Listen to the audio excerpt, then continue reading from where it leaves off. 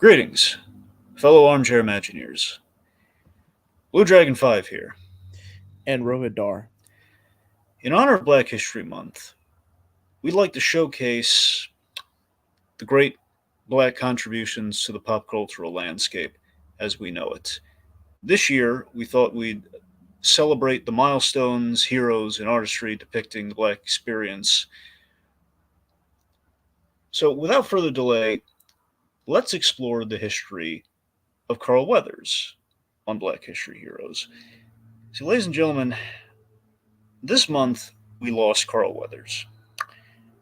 And we thought it might be nice to pay tribute to the man by way of celebrating the man's legacy in the name of Black History Month as part of Black History Heroes, which we typically do.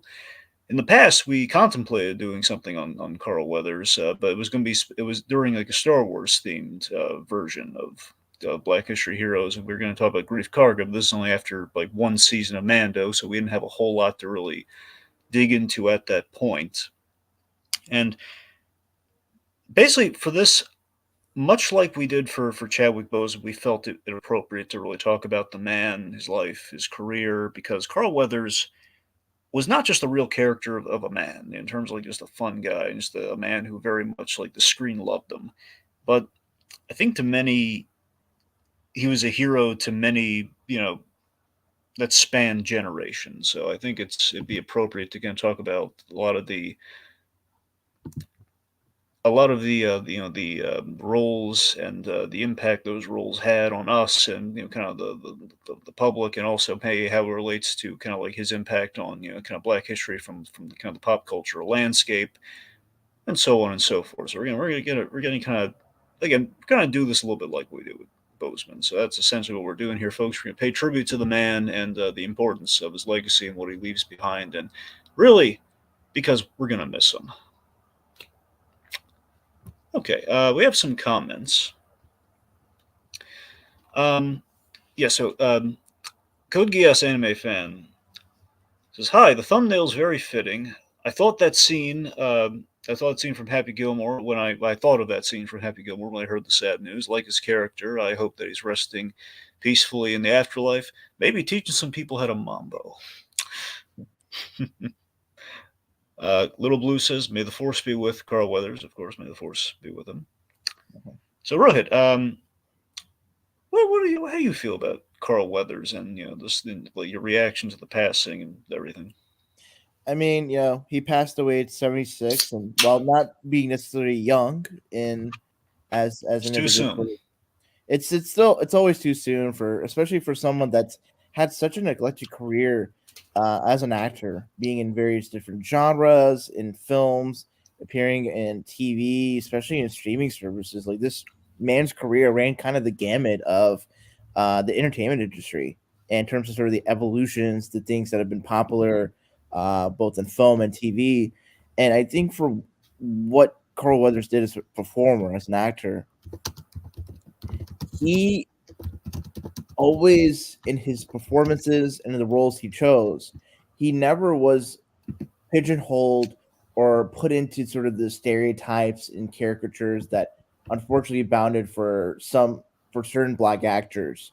In the time he started as Apollo Creed to where he sort of ends up in our recent times as Grief Karga, he always was just a person that commanded gravitas, respect, and authority, and as such, there wasn't any sense of questioning in regards to his capabilities for any of his characters, in regards to his presence being taken seriously.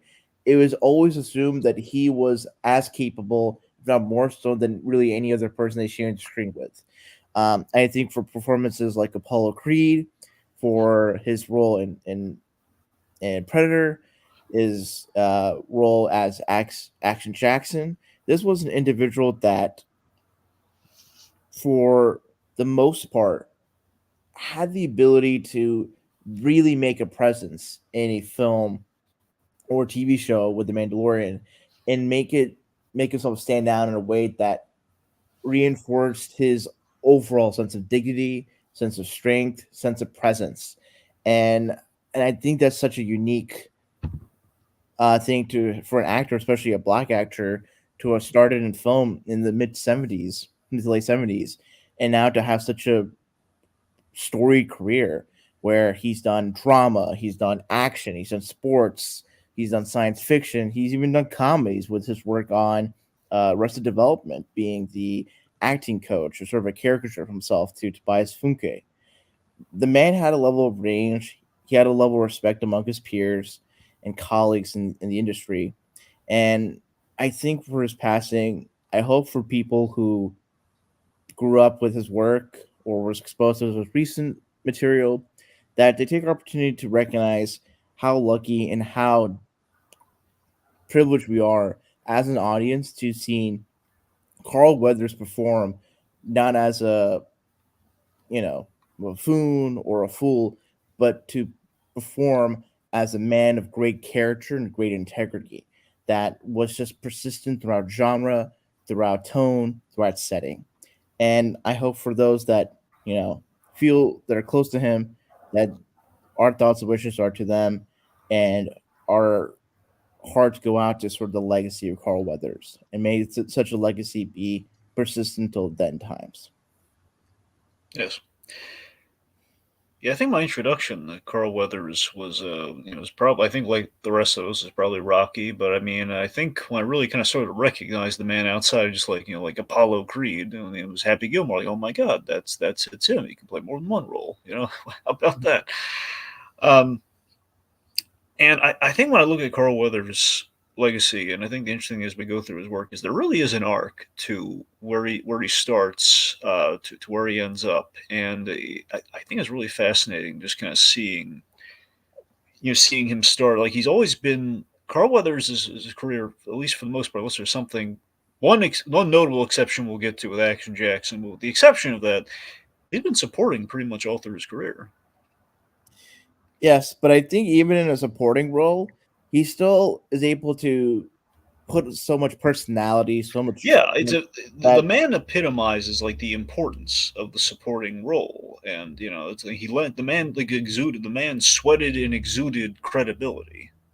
yeah, and I think what's really interesting is that where he started off was sort of his big role in Apollo Creed and Rocky. Like that film won the Best Picture, that revolutionized and started out the whole sports drama, the underdog story that's now had so many films made in response or tribute or homage to Rocky.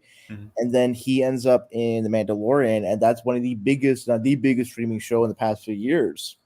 And that's the when people think about like massive streaming event, that's the show that people think to that's like hit the pop culture zeitgeist. I think it's really it is such a testament, and I think it's a kind of a windfall of luck on Carl Weathers' part to have been the beginning of his career, to have been such a iconic film that's really impacted generations onward in the sports movie genre and just really in drama as a whole, and to have ended up in The Mandalorian, which is one of the more noteworthy projects, the post Disney acquisition of Star Wars, and the fact with Baby Yoda and his interactions, all of that never felt like he just was ill fitting for any role. He always knew how to add to a scene and add to sort of the believability of whatever world he was inhabiting, and I think because of that he's able to have got consistent work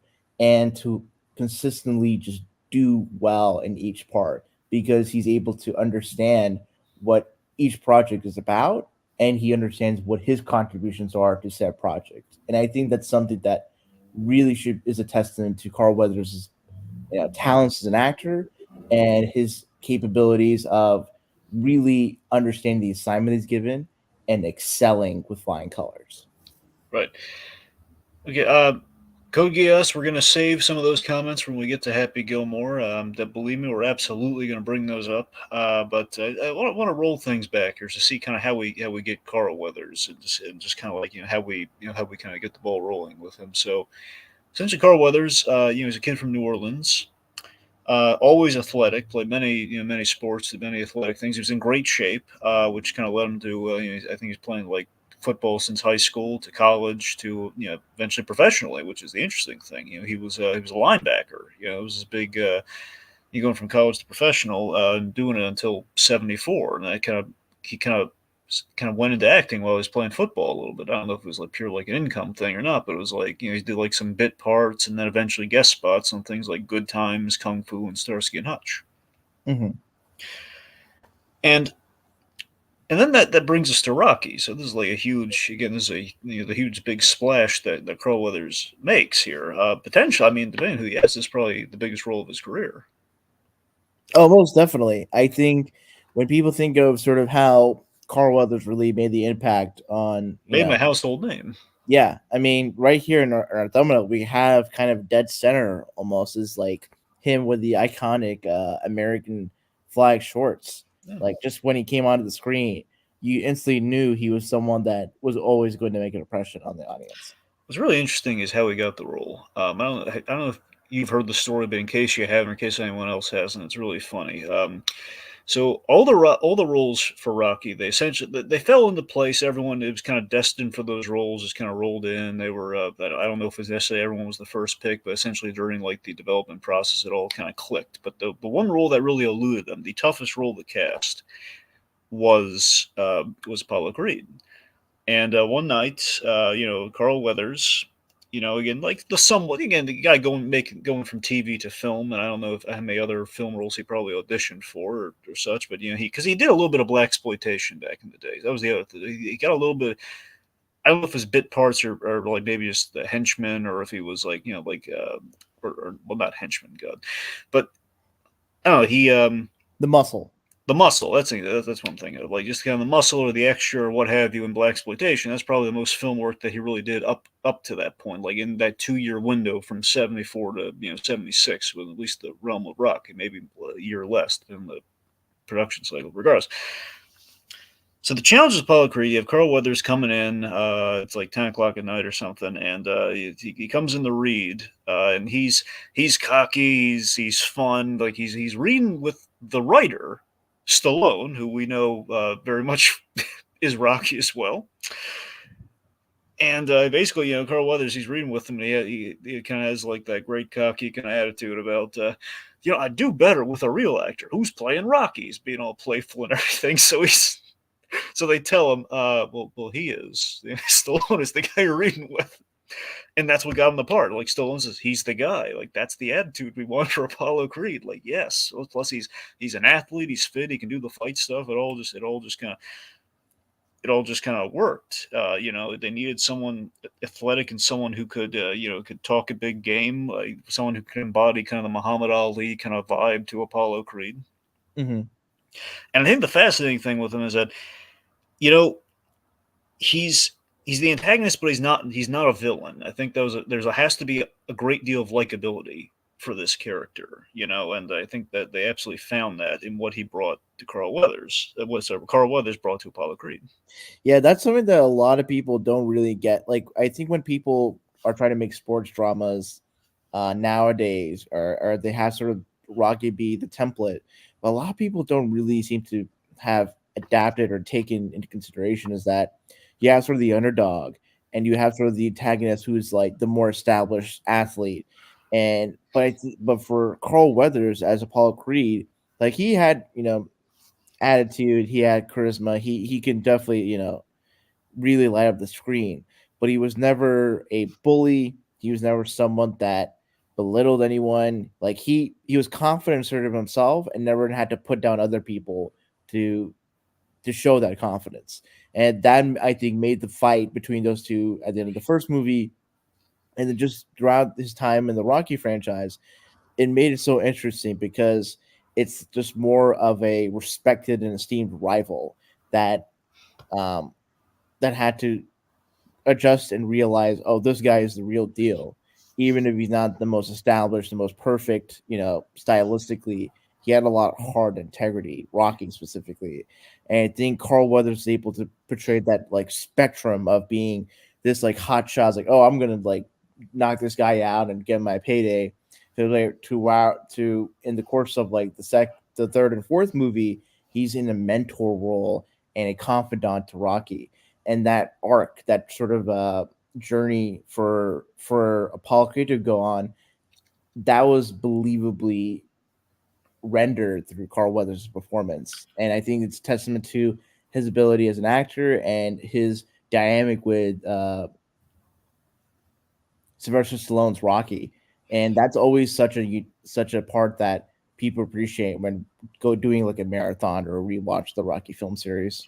Yeah, I mean, Apollo's a beautiful character. And Apollo, one, he made the fight happen, changed Rocky's life. These I look at him from a kind of like the Black History context. You know, you have this character who is, and we have the great scene where basically he's talking with the fight promoter, where Apollo is an optimist. You know, he believes in the American dream because he worked hard and he came. He basically he's the champ.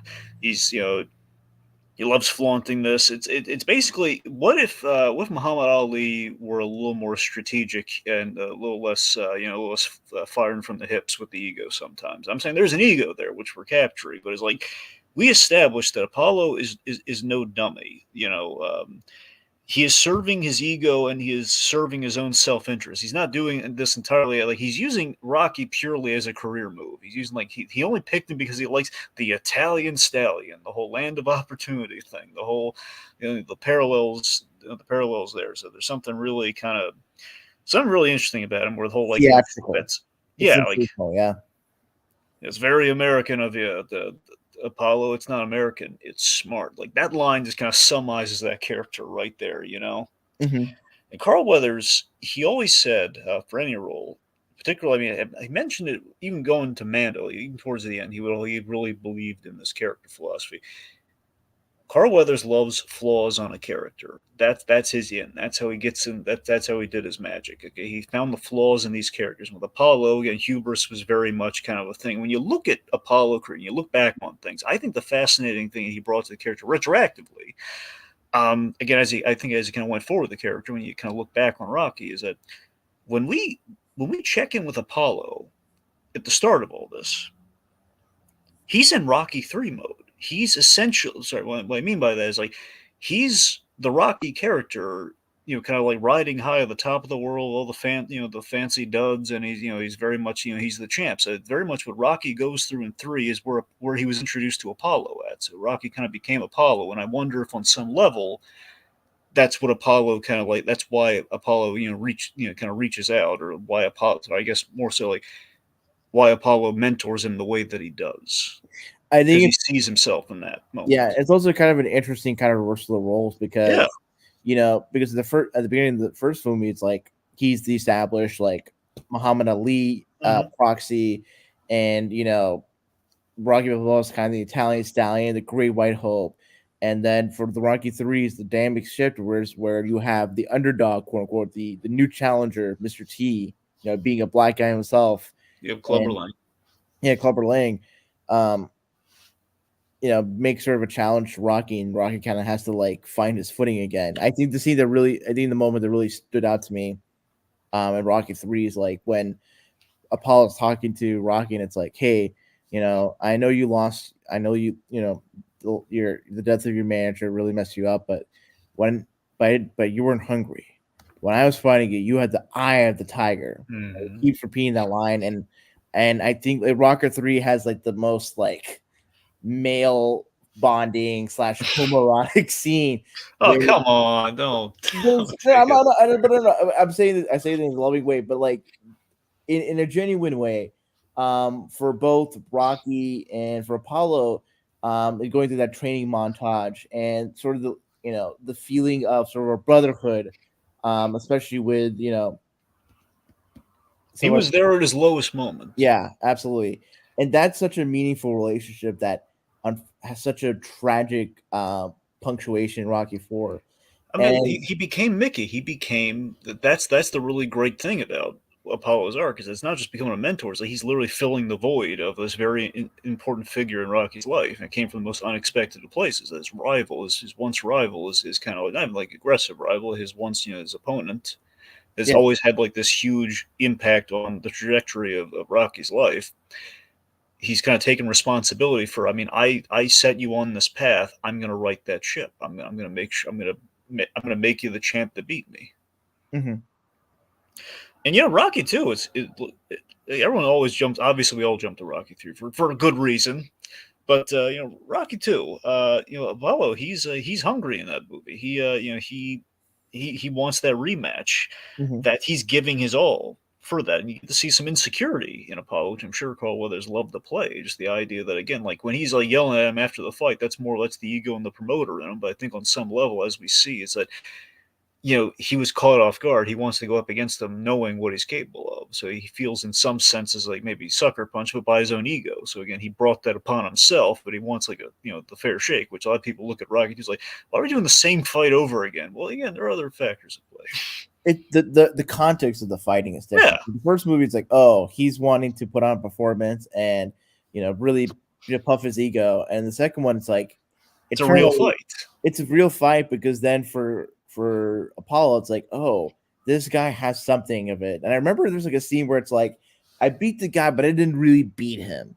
Exactly. So that's the big, not complaint, but I'm saying the way the Rocky movie ended, which is how it should have ended. It was just the fact that I'm sure a lot of people are like in the theory, like, oh, Rocky was he's the people's champ. In this case, he actually, he won the fight but lost the points.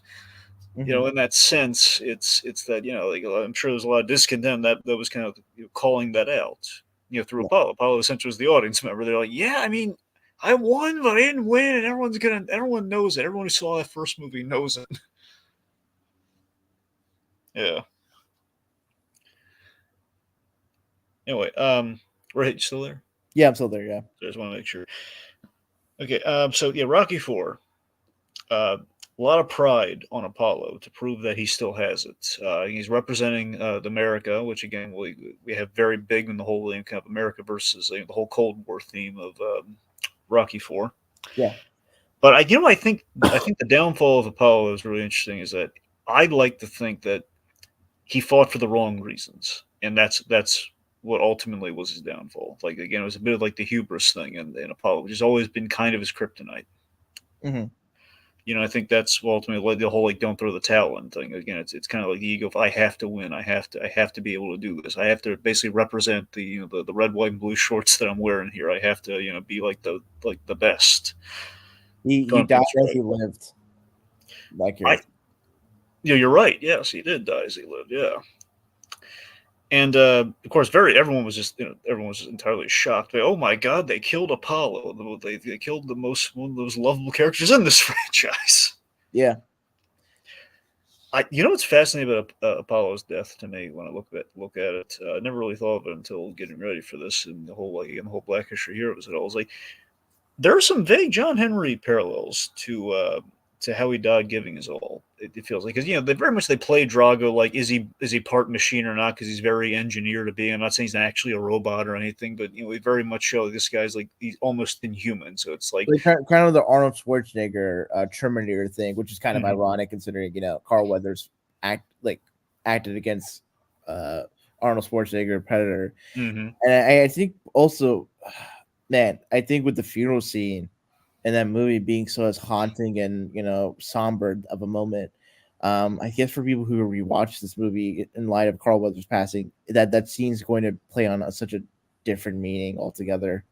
And I think with what his death meant, considering sort of the most iconic montage or one of the more iconic montages in the Rocky film series, with sort of Rocky climbing up the mountains and feeling the elements, all that is based upon how he felt about Apollo's death and giving him the energy and giving him the sense of drive to really give his all and fight Drago to the end. And sort of his speech, people sort of meme of like, oh, it's very like, oh, if you get along, it's peace.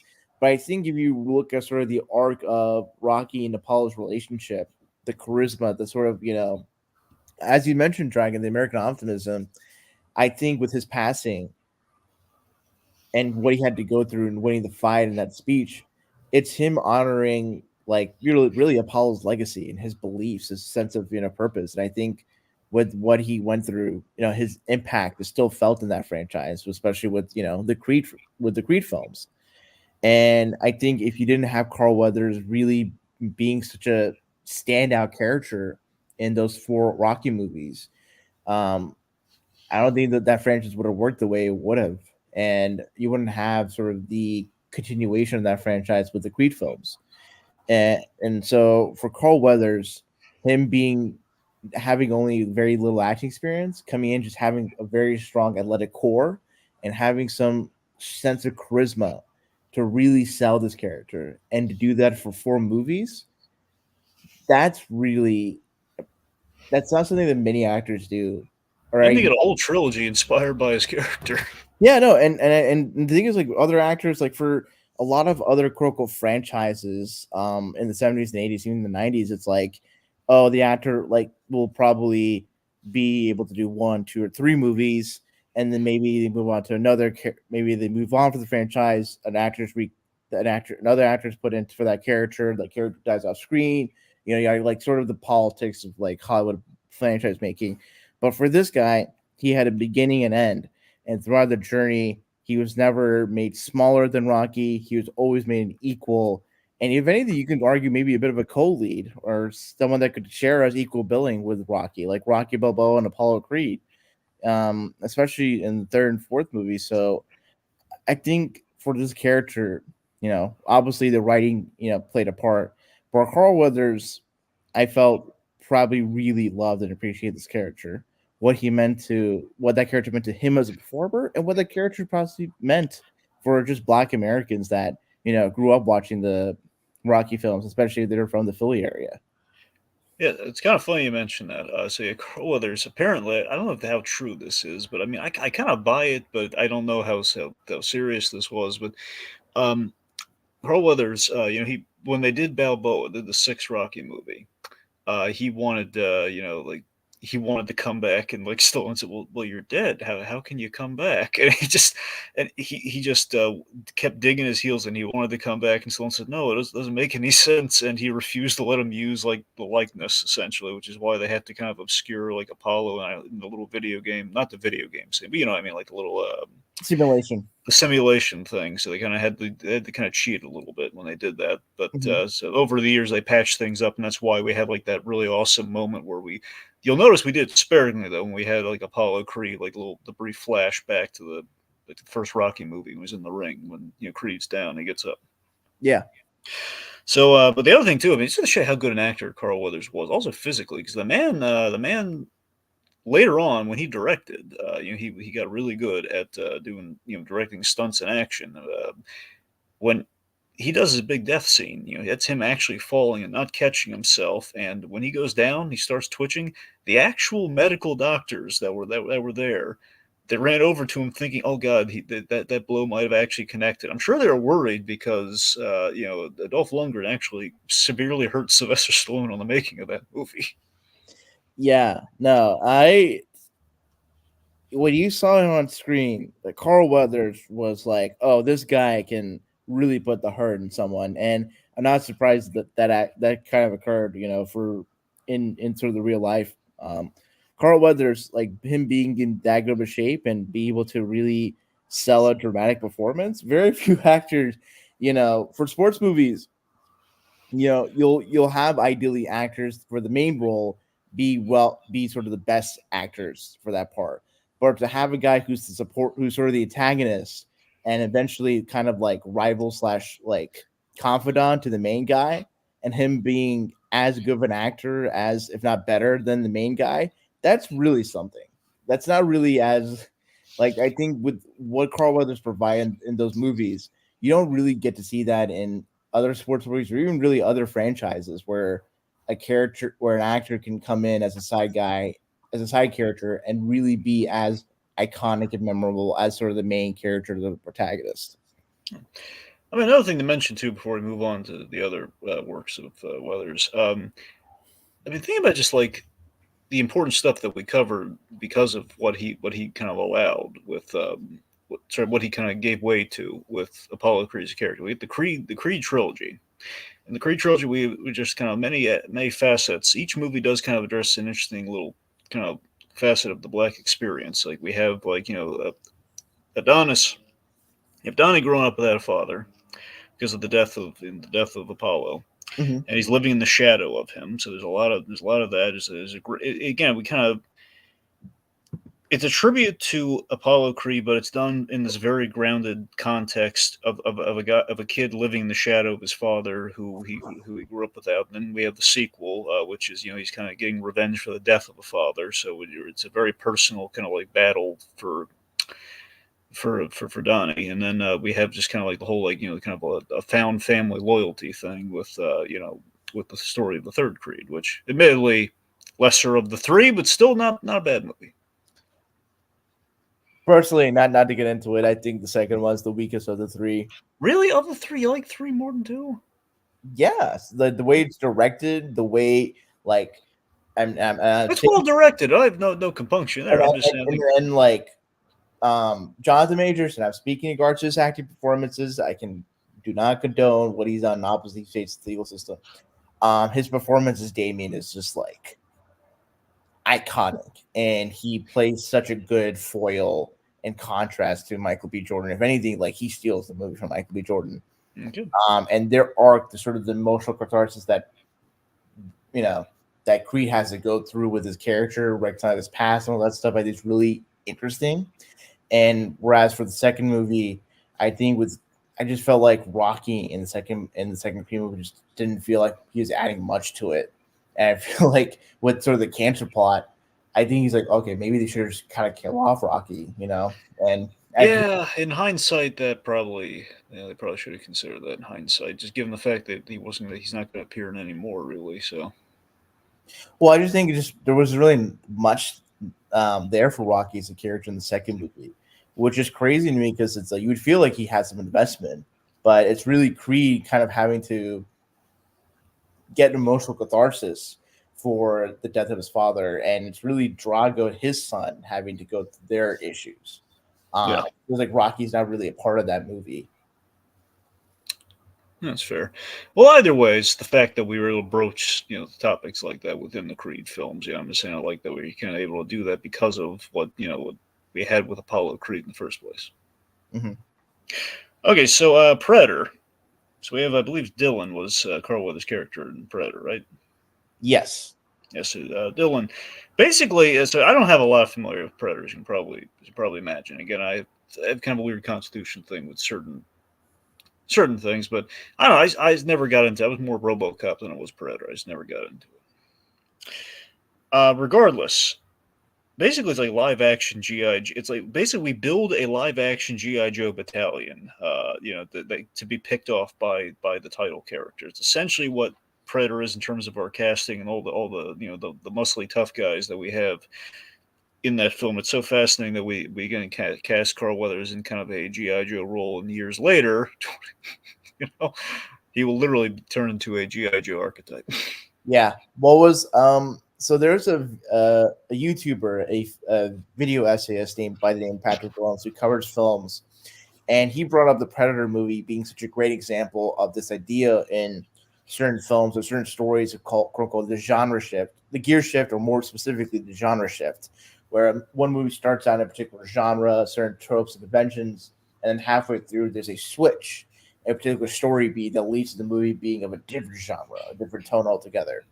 So with the Predator, he mentioned about how at the first half it's really like an '80s action movie, Mm-hmm. especially with Carl Weathers and Jesse Ventura and Arnold Schwarzenegger being these big, muscly, like special forces. If you watch like Commandos, like okay, these are these guys that that Arnold must have hung around with his prior character, and they're just doing like action movie stuff. They're shooting multiple rounds, and then like about maybe not exactly halfway, but a good chunk of the movie, there's a shift from it being an action movie to being a horror movie, with the action heroes being sort of the like people being picked off by the movie monster, which is the Predator.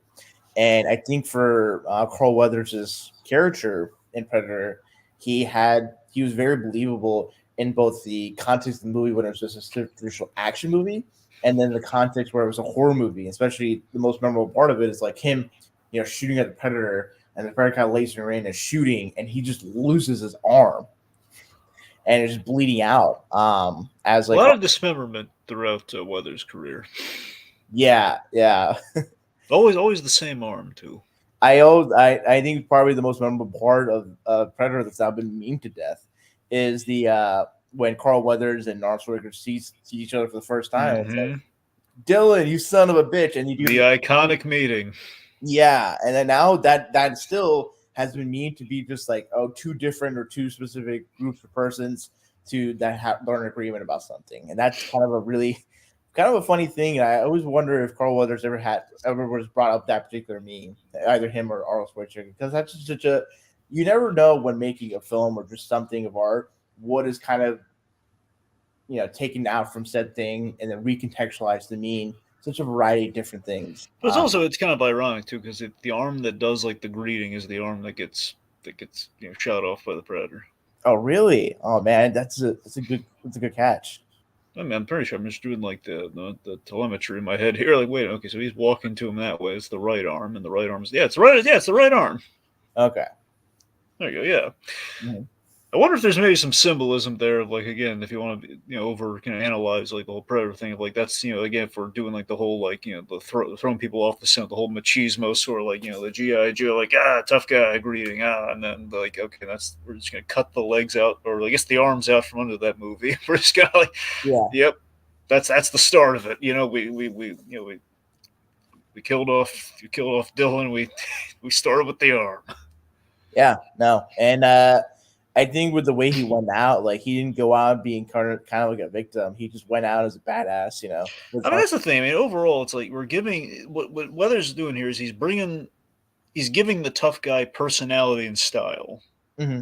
It's kind of his foray. If you look at Carl Weathers, like going into almost let's say almost every decade, you have like him kind of like doing something really interesting with the roles that he's given. Because of course, breaking the mold in the '70s of Rocky. Mm-hmm. '80s, you have him like basically the action kind of in the whole action era, the action world of the action tough guy. Mm-hmm. And then we go into the '90s where we get into this, we're kind of starting to get into the comedy and kind of more varied roles with him, and then it just kind of goes from there. Yeah. So that brings us. I really want to talk about. Now, I have not seen this movie, but I've looked at clips of it and I've looked into it a little bit. So Action Jackson. Mm-hmm. So from what I've gleaned from this movie, the scenes that I've seen, just terrible writing, poorly written film. But the thing is, to my understanding, Carl Weathers' first and possibly only, but the very least first starring role. This was a big thing for him.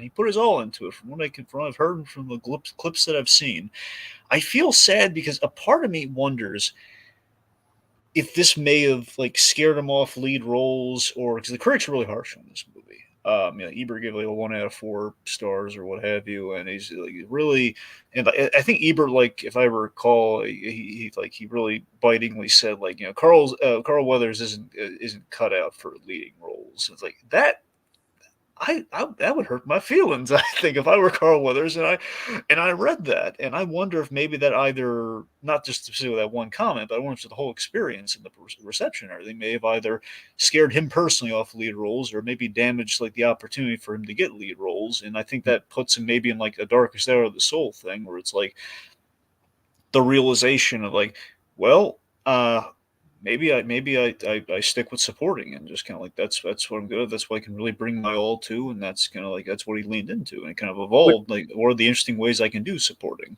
Which sucks because man, I think Carl Weathers would have definitely been a good leading man if he had kind Yeah, absolutely. Which is why I think it's kind of sad. because I think like what Shane Black was involved in Predator, and I think if Carl Weathers played his cards right, he could have been like a fun lead in like a Richard Donner action movie. Yeah, Or like really like I think when the '90s, it's not his fault. The movie he was writing was crap. That's yeah, not his no, fault. no, like He put the work in. If you look at him in that movie, he put the work in, but he has all these stupid one-liners. And they don't make any. what sucks is that like he like that like he's judged by that one movie, but like all the other actors that were in his like stature, similar like roles or kind of tone, they are able to have like bad movie after bad movie, like Steven Seagal, Jean-Claude Van Damme, and it's like, Mhm. yeah, they weren't great actors, but they were able to do like lead stuff, and eventually there's certain movies that are memorable or cult classics, and I feel like I really wish Hollywood was able to give Carl Weathers a chance as a leading man, and even just outside of action, like I really wish you had the opportunity to work with like really quality directors. Like imagine if you worked it was in a Steven Spielberg movie Mm-hmm. or in a Spike Lee movie, Oh wow, or yeah, a Tarantino movie. Like, cause think of it this way: it's like imagine if Carl Weathers was doing like Denzel Washington like roles. absolutely, yes. I mean, I think he has the capability for it because we've seen what he, the credibility that he brings. I mean, that's like I'd follow that man do anything in film. I'd love to see what he could, the adventures. Yeah, he would have definitely like that one movie Crimson Tide that Denzel Washington. That could have been easily Carl Weathers had in that role. Like, and that's kind of such an interesting like alternate universe where like I want like if Carl Weathers was able to do like traditional dramas, it just was a good supporting It's actor. always bad when we box someone in like that. It's a thing that I think these days we've kind of broken out because you look at someone like Bob Odenkirk, and I think he's gone really far. We've I don't know. It's in general, it feels like we're letting people do a lot more now than I think once someone has like either this is like in an era where someone maybe had a flop, then that would have really held them back unless some miraculous happened, they were able to get themselves out of that box, or it's like the Adam West thing almost to some No, degree. I think that you don't see that a lot nowadays because I think No, you're right. We don't see it now. because I think part of it is that like back in like the 70s and 80s, especially the 80s and 90s, like Hollywood has such like people complain about super movies, super fatigue, and blockbuster franchises, but the 80s and 90s was so like franchise and It was a blockbuster. different era. They had nothing to put in the theaters Yeah, otherwise. and at least with superhero stuff, like it's adapted to comic book materials. There's good story arcs, there's good characters, but for the blockbusters or the things that were kind of called mass appeal for the 80s, 90s, was like either a guy in a military unit in the jungle, either like a cop that like doesn't care that doesn't abide by the rules, or like a vigilante. Like it was kind of a very much more limited canvas to Can paint. you imagine Carl Weathers as Jon Stewart? I don't know if I could. I feel like John Stewart, especially with how he's characterized in like the Justice League That's show. what I mean. The Just League show. You don't see Carl Weathers as that? No, I really think I kind of would like him as Black Lightning because Black Lightning has a lot. Yeah, he would. No, he would be really Yeah, good and as I Black think it would be Lightning. so interesting because like Carl Weathers, he has a I'm charisma. just saying we still haven't done Jon Stewart. No, we're still waiting on it. It's Yeah, like it's about time. because Carl Weathers has such a personality and charisma. Like John Stewart's a little bit more low key and stoic. Yeah, you got a point Black there. Lightning, Yeah. it's like he's got the afro, he's got the disco, and also like Black Lightning is such an interesting character. Like he's an Yeah. educator. He's like the only hero in like his part of like either Metropolis or in the TV show, like his town or city in Hmm. Georgia. And it's all about sort of like black exploitation, the black experience, and all that stuff. And I Yeah, think that's a good point. he has the level of command, the level of integrity. He's got the physique. He can definitely come out and like just be able to shoot lightning. And the fact that he was Black Lightning, like he's on the Outsiders team with like Batman. And imagine Carl Weathers kind of like standing toe to toe with Michael Keaton Batman, Oh yeah. and you can buy that he doesn't back down. He doesn't like count out a Batman. He's his own man. And I think Michael Keaton Batman can play out the dynamic and be equal. So that's I mean they were playing like sort of altered history, but I think just Carl Weathers, as much as he had such a great career, I think for a man of his stature, of his abilities, it would have been great to see him do stuff like that in the 90s or even now. It's like it would have been cool for him to like work with the likes of like Barry Jenkins, a Ave DuVernay, a like Shaka King. Just we got black actors like I mean, it goes without saying, but Coogler. yeah, Ryan Coogler, I mean, absolutely. for obvious reasons, but Ryan Coogler. No, and I think even just beyond black directors, it's Yeah. like Paul Thomas Anderson, Wes Anderson, Quentin Tarantino, like all the directors that were coming up in the 90s and still were doing stuff. Like he would have been a great support. Like uh hell, even I if mean, Tarantino's the comeback director, Pam Grier. So I mean, absolutely. yeah, oh my god. Imagine if like Carl Weathers played in any of Samuel Jackson's roles in like the 2000s onwards. God, and you like throw a dart, man. You'll hit a great Samuel L. Jackson role. But I mean, yeah. Yeah. All right. Let's see. So I guess transitioning into the '90s, Happy Gilmore. again, a lot of first introductions. I mean, again, it was my first. I think it was the first like more intimate kind of introduction. Like here's where we're seeing like Carl Weathers really do, aside from just like him being like embedded on films, in the cinema history with Rocky. It's like Mhm. um, Code Geass, anime fan earlier, said Happy Gilmore was my introduction to him. He was the heart of the film, in my opinion. I would second that opinion. I really do feel Chubbs is the heart of that film. I think it's why that film works. And Uh, yeah, and to go along with that, like Carl Weathers has such a great chemistry with Sylvester Stallone, with Arnold Schwarzenegger. The fact that he has great comedic chemistry with the likes of Adam Sandler when he was like in his '90s peak, yeah. and he isn't overshadowed. He doesn't feel like off tempo or out of place. Like he just his performance. Like I we're not taking shots at Carl Weathers, like oh Yeah, yeah, the guy yeah, who was in Rocky, but no, he's just playing a character. he's not doing any characters. No, he's like a very capable, like fun, kind of like playful mentor that just kind of is egging on Adam Sandler in terms of how to play golf. Yeah, Um, and I think, and he doesn't have to kind of be like too much of like a cartoon. He's able to kind of play a little bit more of a broad version of himself, but still, it feels like doesn't feel like it's like outside the realm of reality for a character like Chubbs to exist in the real world, and that so I think is leads to for Happy Gilmore to be as funny and effective as it is. Where Adam Sandler is kind of this wild, chaotic guy, and Carl Weathers Chubbs is kind of the more cool centered, and then kind of back and forth just makes the film really noteworthy. then we give him some fun lines like "Little tap it in, just tap it in." Mhm. But that's the thing. So I think in a meta way, when you look at Weathers' career again, post like Action Jackson, when we're kind of getting into like this era of Weathers, I think in a meta way, this film has a lot of significance in that it's Carl Weathers kind of accepting the transitioning from in the supporting to mentor role. This is where he's really taken on the mentor role, and in this film, this role in parts you have to imagine in the casting, some nods to Rocky and Predator. Predator with the missing hand, and Rocky with the whole like again very much Rocky 3 with the mentorship thing. But again, it's not pure like in service of it. It's just like you have to imagine at some level it might be Sandler and company like, oh, who'd be kind of fun in the mentor role. I No, mean, well, I mean like Apollo Creed, like no. And what I appreciate about the mentor roles that Carl Weathers took on, it's not like, oh, he's the wise black man who knows everything, kind of like how Morgan Freeman sometimes is caricatured or pigeonholed into in certain yeah. parts. Like he's just like a guy who knows his stuff, who doesn't take shit from anyone, and is able to give a lot of tough love and really put the main character that he's mentoring, to be an actual better version rather than just kind of like magically like, yo, this is how you do this, that. It's like it felt like he's a guy who can enforce discipline, consistency, and really make someone, grind to be their best selves. And I think that's something that Carl Weathers, being because of his stature and sort of his believability as like a man who's capable as an athlete in the past and just in this roles, you know, it makes his mentoring come off as like genuine and really like believable. It's a genuine progression. It's not just like an overnight like we need some for the third act. It's like you see like they're becoming friends, and he's kind of giving them some actual nuggets of wisdom that Yeah. are kind of foreshadows. Like for my favorite thing with Happy Gilmore in terms of the mentorship and where we go plot wise with that is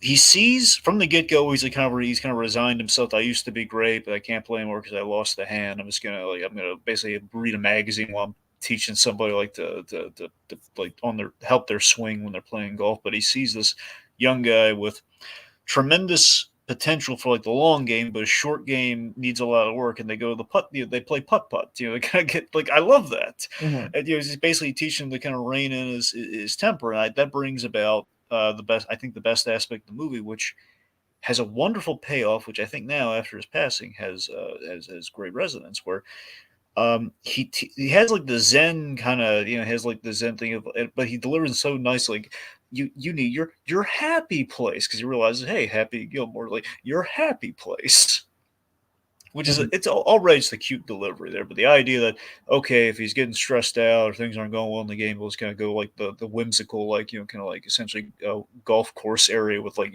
all sorts of awesome, wonderful things are happening on the course, Mhm. and this wonderful payoff, which gotta be honest with you, while I was going back to Happy Gilmore, I completely forgot about this and like how wonderful this played, and it got me emotional. I'm not gonna lie to you. Just this Chubbs playing the piano wearing all white. It's this gentle scene. It comes in like during the third act of the movie where the Happy really needs like the last word of encouragement, and just Carl Weathers in this lovely sense saying, "No, don't." But again, I love how he kind of gets tough with him there. He's just like, um, like, don't you cry for me. I'm fine. I got my hand back. I just love that. It's something almost like Mister Rogers, like in the way, just kind of like so playful. He like shows like, see, I got my hand back. I'm okay. Like, don't feel sad for me. And Yeah, he's singing "Only Just Begun." It's just this beautiful ethereal kind of moment, and it's the fact that that's in like Happy Gilmore of all films, and it's just this. I find that kind of summarizes the man so perfectly, and like how to process like the grief of the passing. hmm yeah, I think that's reflexive of Carl Weathers. Whatever happens to his characters, it doesn't feel that his character loses their sense of self Yeah. or is kind of emasculated or just really have the winds taken off of them. Like if they die with And he died ridiculously in that movie. I mean, you yeah, remember how he yeah, no. fell out of windows. I think Carlos actually hurt himself when he did that. By the way, I don't know if it was during he hurt himself during a stunt. And I think it's like the only real stunt that Chubbs did in that movie. So I think it has to be that scene where he falls out the window. He had like vertebrae back problems for like 3 to 4 years. He had to work through after that fall. And the fact the guy does all of Rocky, all those four of those Rocky movies, and the 3 to 4 years of damage is the Chubbs fall. hmm Crazy. But yeah, that's the thing. So we end on like that. We have that note for him where it's just like it's all the class and just like a calm about him. Yeah, and I think that's always something that Carl Weathers just really is able to sell because he's a guy that is able to be a mentor, be an educator, quote unquote, to the main characters of the films he's in because he has a level of not necessarily been there, done that, but just kind of having lived a life and coming at things with a more holistic Zen, centered approach. Yeah. While still be able to be a hard ass at certain points that, he's not like he's wise and Zen like, but he's not soft. And that gesture of like right before his ridiculous death in that movie is like he gave him like the golden the golden putter, but it has like the long it's customized so it looks like a hockey stick. That was a really sweet gesture from Chubbs. hmm It's also the fact that even a movie like Little Nicky is like Chubbs has a little cameo. It's like these teaching hot ladies how to mambo. Yeah. Just it's just kind of like a nice little. If Carl Weathers is up there, maybe he's doing the same. Who knows?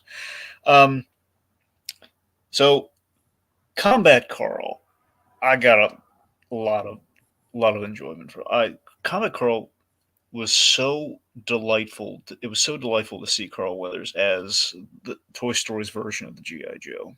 Yeah. It's a perfect tribute to the man's career. It's tribute to Predator and Chubbs because again, Predator with the arm thing, the fact he's an army guy, but also the fact that it's the hand versus the arm. Of course, construction wise, it would have to be the hand, but the fact that it's the hand, I'm convinced that one might be more Chubbs than it is Predator. But it's the fact that it's got like kind of a twofer there.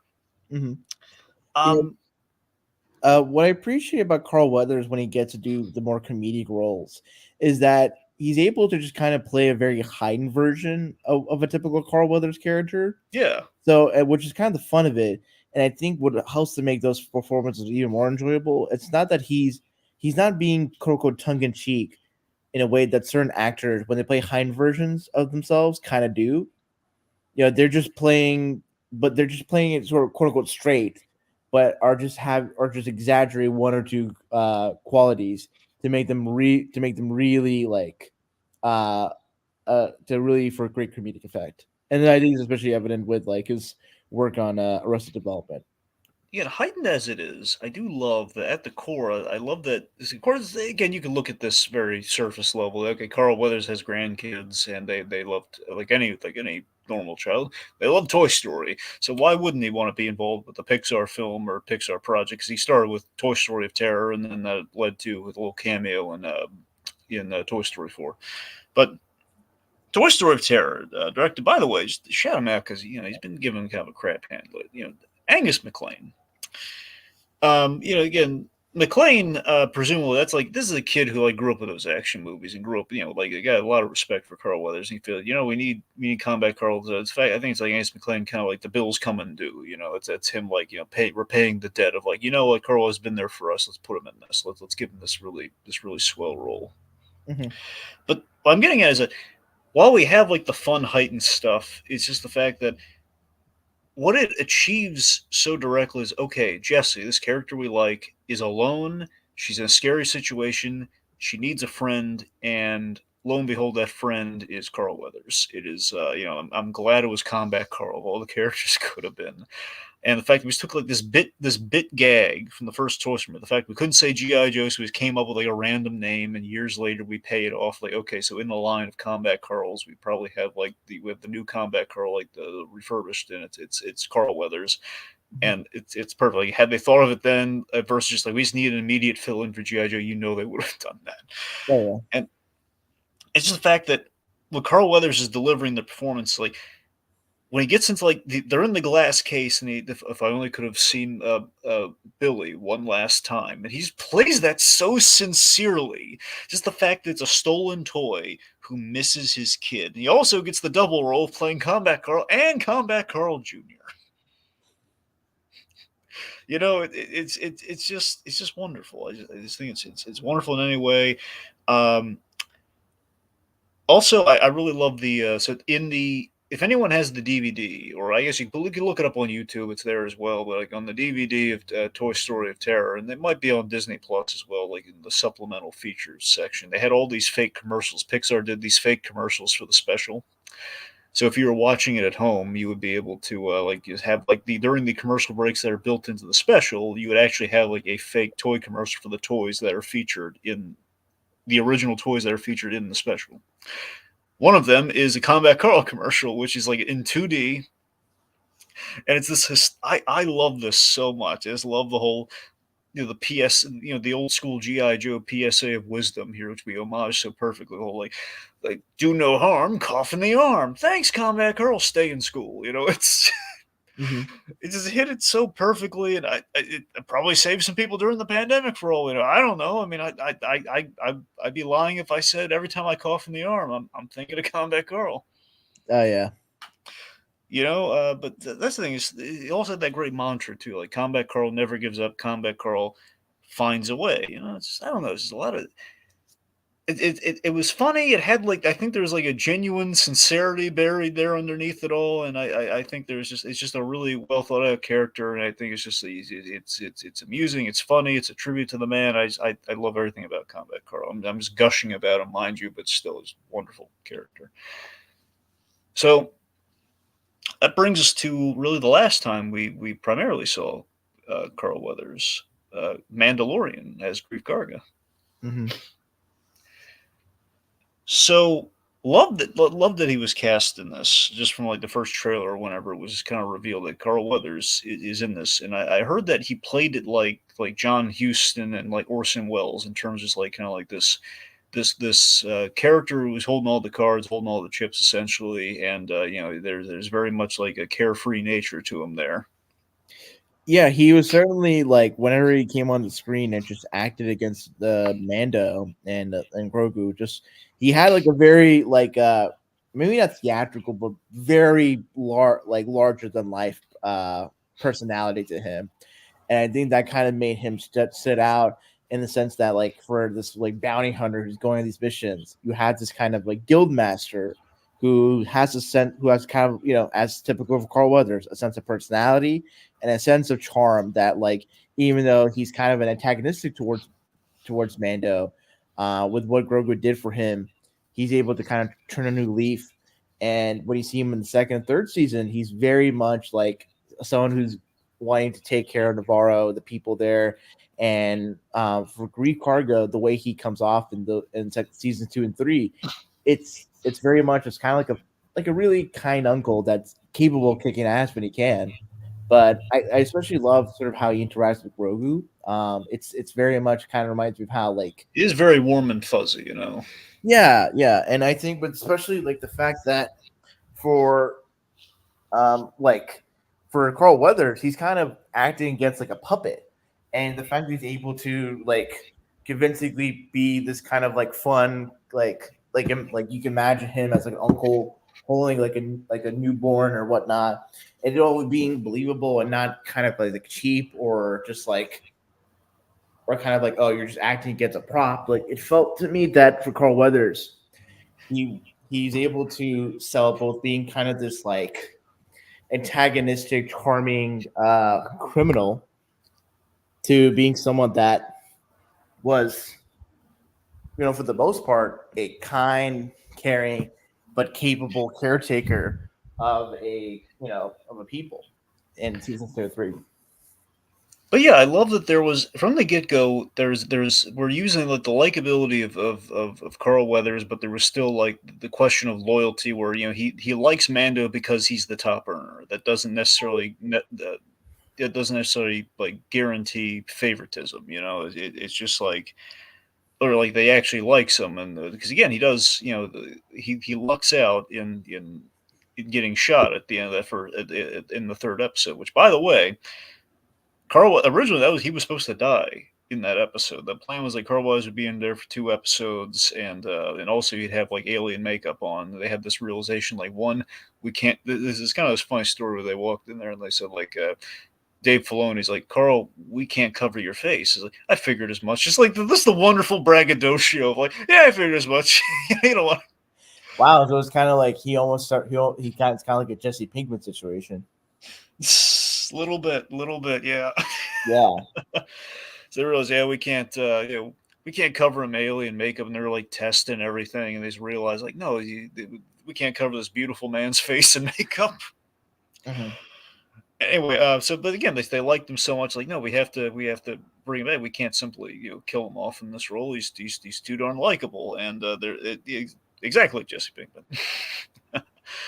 So yeah, he does have a wonderful arc. I like when we get into his backstory a little bit. He was like the ex-magistrate. In a sense, he's kind of finding his way back to that, becoming a makeshift magistrate on Navarro. As he's kind of turned the bounty hunter guild into basically him running like kind of a nice safe town. Makes it safe and respectable in the establishment. Like he always kind of like said in jest, like it's a respectable establishment. Actually, wanting that in his core based on his past, and he's standing up to pirates and everything. But you're right, he's it's not even just that he's acting against Grogu. I love that in some cases he's directing that puppet as well. Yeah. And I think he has like the little robot assistant butler thing in season 3, and he's Uh-huh. able to have really good chemistry with it, which is really that's kind of cool for because I think oftentimes for say older actors when they get into genre stuff, especially genre stuff that's like very VFX heavy, very like I think to unfortunately sort of the recollection of Ian McKellen when he was filming the Hobbit movies, how he was just acting just by himself in a blue screen, just kind of like was was crying because he just felt so emotionally alone. And to me, for Carl Weathers, part of it's also with how John Favreau, Dave Filoni, make the Mandalorian, being on set and all that stuff. But I think Carl Weathers, his ability to be able to fit in the kind of like heightened environment that's very of the Mandalorian with very Western influence, but sci-fi, and him being this sort of like gunslinger that goes from being an antagonist to Mando to being one of his like great allies. It's kind of like a Apollo Creed situation, but in Star Wars. So I really think Carl Weathers having that kind of experience of showing a transformation from being likable but antagonistic to being someone who can be of assistance and have great investment in sort of the care for the main characters. I think Carl Weathers really sold that journey, and it's kind of so sad with his passing. I guess, and it's sort of questions about what happens to his character and Mandalorian moving forward. I would not be surprised that maybe there's like a brief like in memoriam or tribute to like Carl Weathers for the Mandalorian movie. Maybe there might be touch-ons like, oh, like he passed away, and there's some tribute to him on film. But I just think also like his costume.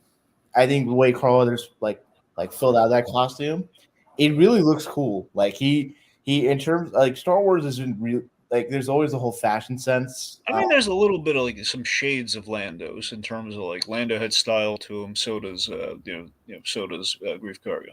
Yeah, but I think especially in this looks, I just think it's sort of the image we have with the thumbnail. Like he comes as being sort of regal, like having a sort of like a statesman quality to his look. Again, the magistrate thing, yeah. Yeah, and I appreciate that like the costume department made that apparent, and also Carl Weathers being an older, established actor was able to be convincing as sort of a magistrate, a leader. Yeah, it's not just like Jack Black in a space outfit, you know. Yeah. But yeah, so I also want to give credence to. I love that. I forget how often Weathers directed outside of Mando. It was the fact that he was able to direct, like in season 2 and I believe season 3 as well. And he was really great at doing the action, the action scenes and the stunts, probably based on career of being in the thick of it, doing those. He really supported the actors. Um, Through and through. He did have a difficulty in, and this kind of speaks to what you were talking about earlier. Where again, I imagine this was probably the way he can interact with Grogu. Mm-hmm. Initially, he had trouble. He had to adapt to having a co-star whose face he can't see because the eyes. There's a lot in the eyes of the performance. Doing that with with Mando himself, there's a lot of difficulty he had to kind of get around there, but he did find it because again, he's very much it's about the fit because basically it's someone's body. The way he put it is like the way someone's body language works, and their face can be communicating something else entirely. So as much as Mando is conveying things physically, there's still something there, but he kind of had to be able to read the emotions through the helmet. Yeah, that's actually a good point. I think oftentimes when we talk about sort of like actors to be able to love, we often think from the perspective of said actor that puts on like a costume where their eyes are obscured and it's like how do they emote? But I really haven't thought about like, okay, how do other actors who share scenes with said performer able to act off of that? So that's a really good detail you bring to mention, Dragon. And I think that also speaks to like Carl Weathers being someone who is considerate of his craft and having to be thoughtful about how to act in that kind of critical limitation. And the fact that I can buy sort of his dynamic with Mandalorian, even though he's really talking to just you know, at a stun double because like Pedro Pascal, if he's not really on set, he's just doing his ADR. So they're able to add to those kind of constraints and not feel like he's out of sync or he's just kind of talking to a wall. That's really commendable for on the part of on the directors for the Mandalorian, but also on Carl Weathers for you to be able to not feel out of step or just kind of like dragging in terms of his performance capability. He's able to appear natural and appear sort of to go with the flow of scenes. Yeah. Yep. So yeah, again, as well too, just like where we leave things off with Mando with him, it is nice that I know we're obviously we're going to get more Mando with the movie, and God knows if we're going to do the big crossover movie or season 4 or what have you. However, they're going to approach any of that. I do like that we did have a really nice payoff where he kind of at least for the time being he did. There was a nice full circle ending to Mando and Grogu just kind of being on Navarro thanks to Grief Karga. So the fact that we kind of bring it on home as kind of like one the friendship that the business dynamic to a genuine friendship that kind of like leads to like them him giving him like a parcel of land, like a piece of land on Navarro, Mm-hmm. to kind of like spend the rest of his days with the kid. So again, that kid really bonded him. So I found all that to be really, really nice. Yeah. So technically the last time we're ever going to see Carl Weathers was the Super Bowl ad that happened recently. It wasn't anything big or fancy, but it's interesting. The last time we see Carl Weathers, uh, it was the cool mentor with a smile, and again that's kind of where we've gone with Weathers through the long journey. He's again kind of the cool all American guy who has a thing or two to teach us along the way, and very much a get up kind of can do attitude. Yeah. Yep. Yeah, it's also appropriate too. Is like it was a Super Bowl ad, just given his very beginnings in football too. When you think about that. That yeah, and I think with especially playing Apollo Creed, the like The athlete. that has the like American flag, and Super Bowl being one of the most American events um in like each year. I think it's kind of fitting in that respect as well. It was pointed out that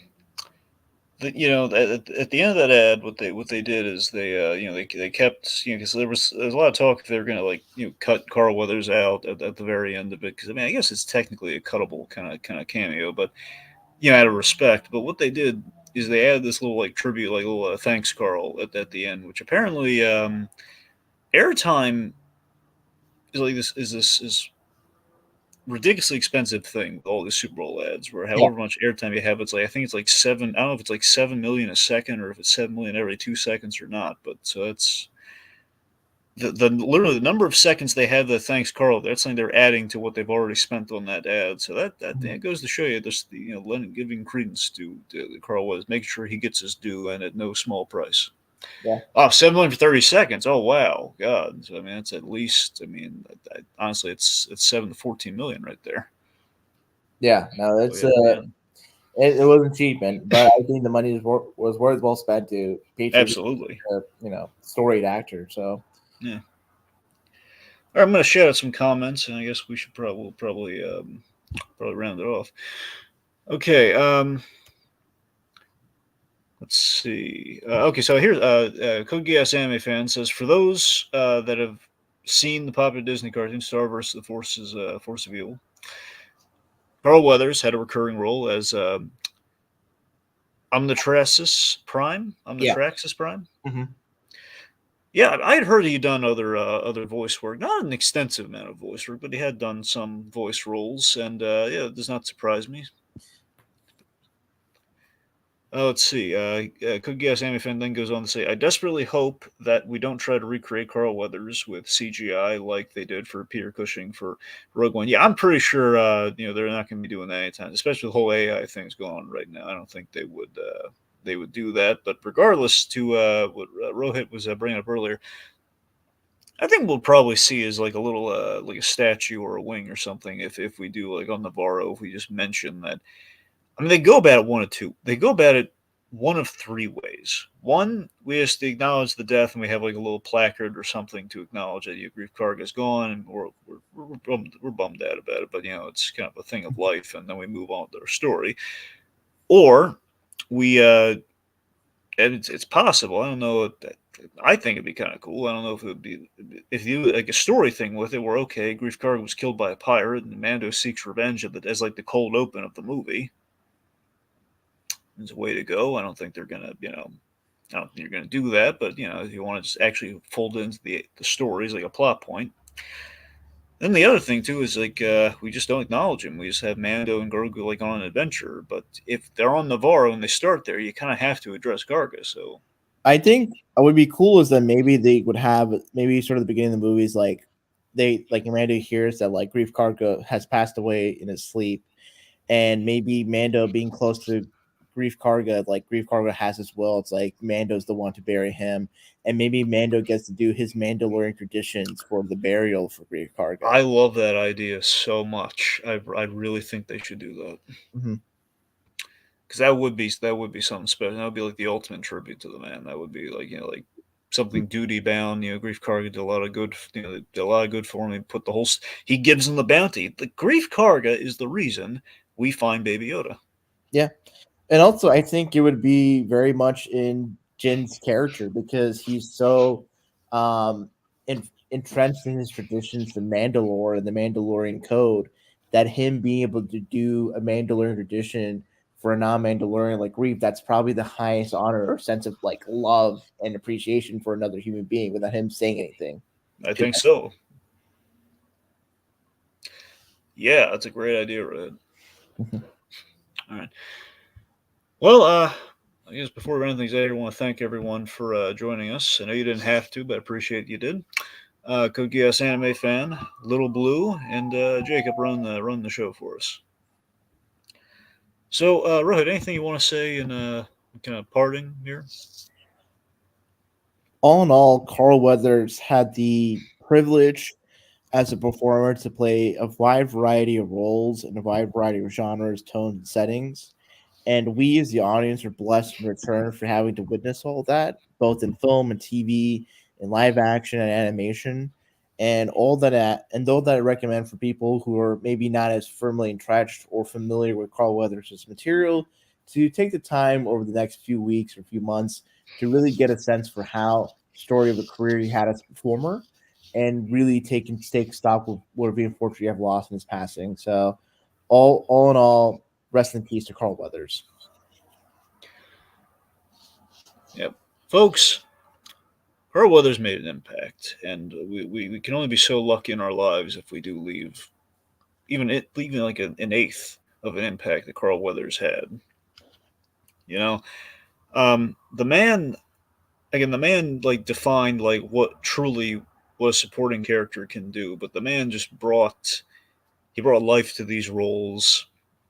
He made them everlasting. He made them fun. I mean, throw a dart, you're gonna hit like a great Carl Weathers performance. I mean, again, Combat Carl, Apollo Creed, Grief Karga, Chubbs. I mean, they're all Dylan. I mean, they're all memorable. They're all fantastic, and they all kind of, in some sense, they all like speak to the honestly, even those five roles. I mean, I think they speak to some of the man's best qualities. Where he could be remembered for any one of them to many generations.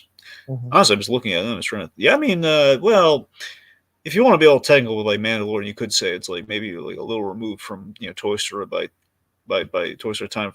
Sorry, the Toy Story of Terror by maybe kind of a 10-year period if you want to count when Mando ended. Still, point being, just the man's done important work that will be always be valued, will never really be forgotten. And also, I think open doors too. I think it opened a lot of doors. I think again these are all like really great the black roles as well. I mean again Apollo Creed being like kind of this great measure of kind of the American dream for the African American, and again but also just like the fact where we go with the Creed films from there. We're demystifying the black mentor with Chubbs. I mean, there's a lot of range there, and we yeah, I don't know. There's I mean, for Dylan, like the Predator film be as successful as it was, lead sort of the Predator franchise, and now we've had sort of Prey in the past, year or two, and all that because of how successful that first Predator movie was. And so I think even though Carl Weathers may have had one role in one movie, just the fact that he was in that in a certain movie and sort of the success and history that came about afterwards, I think is a testament to Carl Weathers kind of being a guy that was able to be at a great place and a great time and really make the most of it. And I think that's as we as sort of the audience, we should make the most of appreciating his work. I mean, the man splashed onto the scene as a physical embodiment of black excellence. The man was just wonderful. My condolences to his family, and just my gratitude to everything that he's done, and just all the happy memories that he's given us.